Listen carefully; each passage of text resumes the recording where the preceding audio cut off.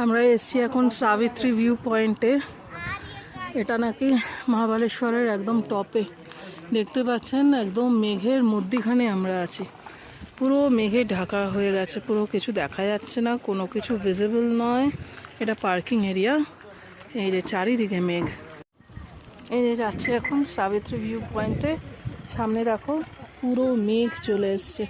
অনেকগুলো steps climb করে আমাদের নিচে নামতে হবে। জানি না কি আছে, যদিও বা চলো দেখে আসি কি আছে।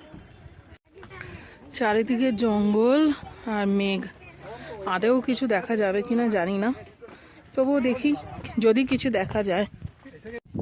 কিছু ট্যুরিস্ট আছেন, সবাই খুব সাবধানে যাতায়াত করছে কারণ সিঁড়িগুলো খুব স্লিপারি হয়ে গেছে।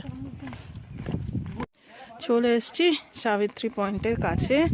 এখান থেকে সাবিত্রী নদী দেখা যায়, কিন্তু আজকে এত মেঘ আদেও কিছু দেখতে পাবো কিনা জানি না।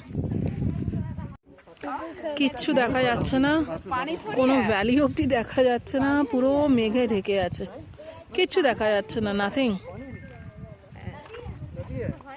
খালি চারিদিকে মেঘ মেঘ মেঘ আর মেঘ।